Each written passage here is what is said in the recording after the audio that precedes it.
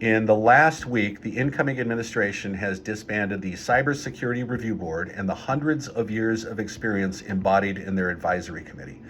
This means the cause and outcomes of the Volt Typhoon, which is China, attack against our telecoms will no longer be investigated. Cyber diplomacy funding has been halted so that we don't have the capability to surge resources to our allies that are under attack. We're not going to be sharing some intelligence, and we can expect that there's intelligence that won't be shared with us. The TSA chief was also fired, the person that was responsible for providing cyber directives to rail, aviation, pipelines, and more. TSA is one of the sector risk management agencies. EPA does that for water, Health and Human Services does it for the healthcare sector. Okay, rail, aviation, pipelines, that was the TSA. So our mechanism for providing guidance to regulated agencies, critical infrastructure, looks like it's being kind of cut up. So what's all this mean? Is this just all to save money? I mean, I'm not going to read any political tea leaves here. That's up to someone else. But I will say it is undeniable that a perception has been created. It's a continuation of the perception that was started when the Agency for Identifying and Countering Foreign Disinformation Campaigns was cut, disbanded, excused, whatever euphemism you want to use. Okay, but for us, those of us that are out here on the front lines dealing every day with this barrage of theft, extortion, disruption, to a greater extent, now more than ever, we are effectively on our own, okay? And frankly, depending on what the incoming DHS director does in the coming weeks, we might not have CISA at all. So, like him or not, I will say this.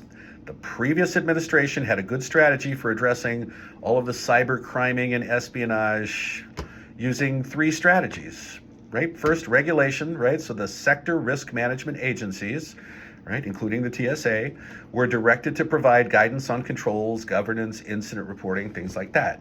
And then there was market forces. So Secure by Design and the IoT labeling initiatives use the power of the government purse, right? Hi, we're the biggest spender on the planet. And if you want our money, your product is going to have to meet these requirements, okay? The power of the purse.